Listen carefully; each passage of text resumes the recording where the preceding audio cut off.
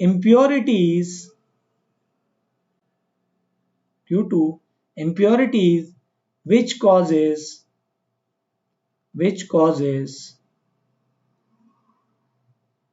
Secondary reaction. भाई impurity है तो यानी वहां पे भी कुछ ना कुछ रिएक्शन होगा, ठीक है, मतलब केमिकल उस इंप्योरिटी के साथ भी रिएक्ट करेंगे।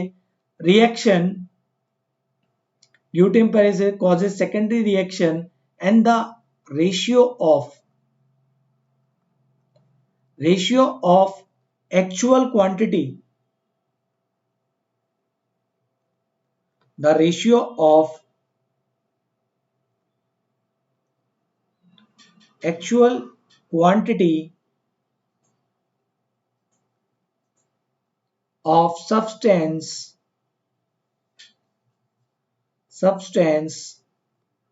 liberated or deposited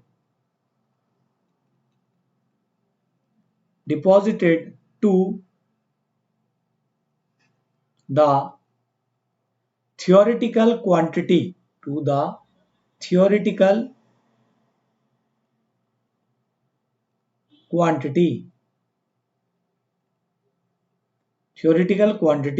called,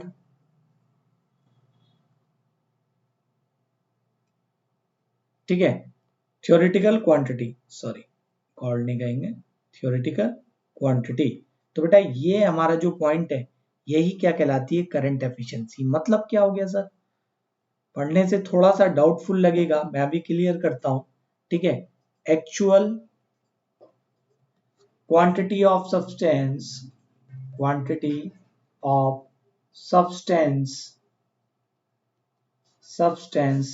liberated to the theoretical quantity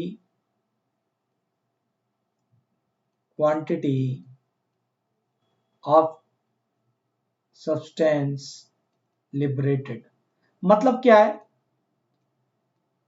अब कहने का मतलब यह है कि मान लीजिए यहां पर मैंने ये कंडीशन दी ZQ और आपसे बोला मैंने कि अगर मैं 1 कूलाम का चार्ज देता हूं तो मेरा जो थ्योरेटिकल फॉर्मूले से आता है, अगर मैं बोलता हूं कि 1 कूलाम का चार्ज दिया और मेरा 1 kg मास लिबरेट हुआ, एग्जाम्पल के तौर पर ले रहा हूं, 1 कूलाम चार्ज दिया और 1 kg का मास मेरा लिबरेट हुआ,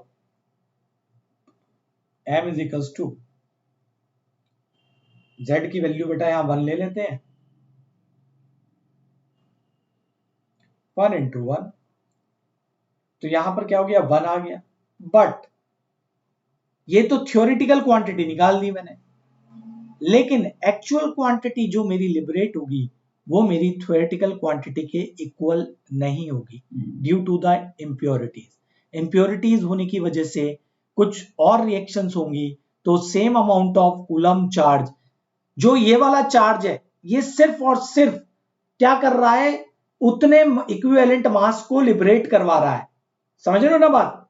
लेकिन जब मैं सेम अमाउंट का ही चार्ज दूंगा ड्यू टू द इंप्योरिटीज, वहां पे भी तो रिएक्शन होगा, वहां पे भी तो क्या होगा, जो आपका कुछ मास वहां से भी तो लिबरेट होगा, तो वहां सेम अमाउंट ऑफ चार्ज आपको जो मास है वो लिबरेट नहीं होगा। तो गाइस बहुत इंपॉर्टेंट है करंट एफिशिएंसी, प्लीज इसे नोट डाउन करके रखना। नेक्स्ट चलते हैं, एक मिनट, नेक्स्ट पेज, ठीक है गाइस। नेक्स्ट पेज है हमारा energy efficiency.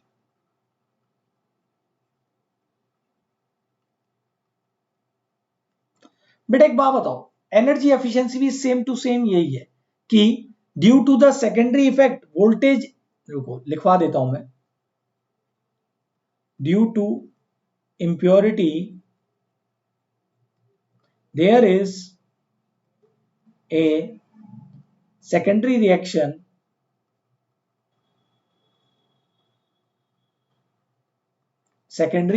reaction means voltage required for deposition और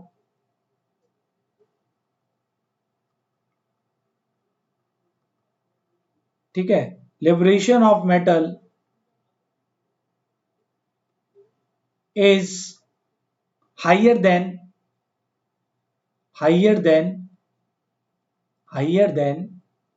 theoretical value.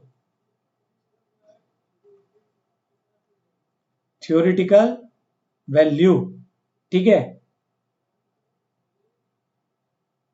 theoretical value which increases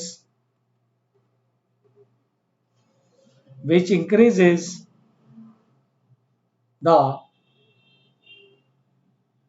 actual quantity required. तो मैं यहीं पर यही बात बोल रहा हूं, ठीक है, which increases actual quantity नहीं, actual energy required. That's my mistake. ठीक है, मैं इसे सही करता हूं, actual energy required. ठीक है गाइस, यानी फॉर्मूला क्या हो गया इस एफिशिएंसी का, theoretical energy required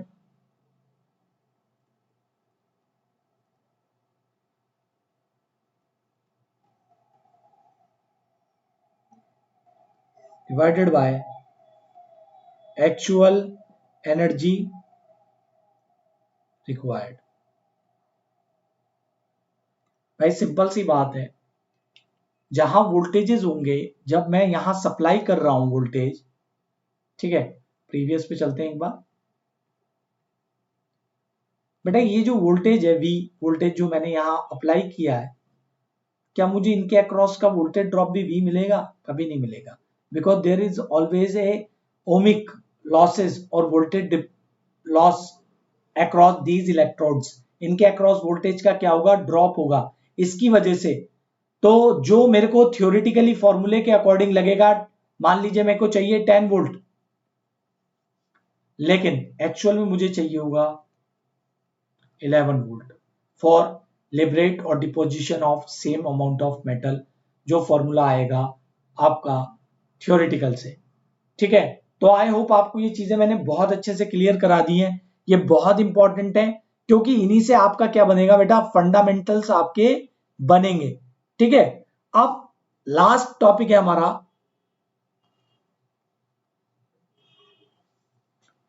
application of electrolysis. Application of electrolysis, तो सबसे पहला तो क्या हो गया, electroplating.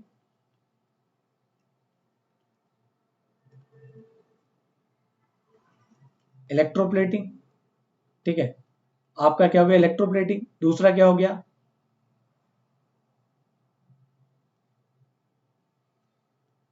Manufacture of chemicals. Third one आपका क्या हो गया, एनोडाइजिंग.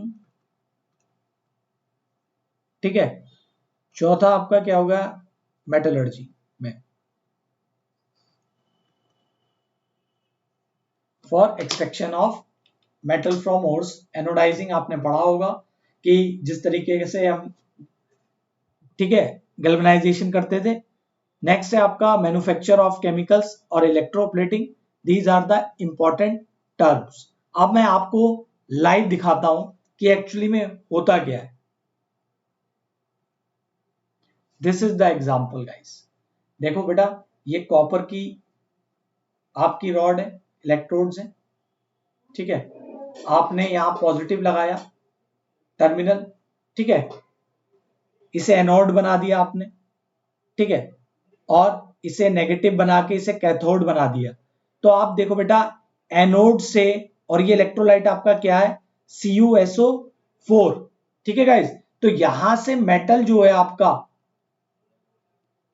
लिबरेट हो गया और ये जाके डिपॉजिटेड हो गया किसके ऊपर, Me के ऊपर.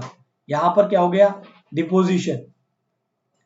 तो यहां रिडक्शन हो गया, यहां ऑक्सीडेशन हो गया, है ना. तो ये आपका क्या हुआ, देखो गाइस, ये यहां पर SO4 इससे क्या करता रहा, रिएक्ट करता रहा और इसे लिबरेट करवा करवा के वाटर में लेके आता रहा. यहां पर CO2+ बनता रहा और ये इसकी तरफ जाता रहा, और ये प्रोसेस कब तक चलेगा? जब तक ये पूरी तरीके से क्या नहीं हो जाता, मैं आपका पूरी तरीके से यहां से रिमूव नहीं हो जाता। ठीक है, it is also called as electroplating. ठीक है, अब आज का पढ़ाया हुआ जो प्रोसेस है वो बैटरी में अप्लाई तो होगा होगा, साथ के साथ ये जो 2 फैराडे के नियम बताए ना बेटा, ये डायरेक्टली एग्जाम में ऐसे ही आते हैं, डायरेक्टली इसी तरीके से पूछेगा। करंट, ठीक है, केमिकल इक्विवेलेंट का फॉर्मूला, करंट एफिशिएंसी का फॉर्मूला और एनर्जी एफिशिएंसी का फॉर्मूला, प्लीज इन्हें अपने माइंड में रखना, बहुत इंपॉर्टेंट है ये।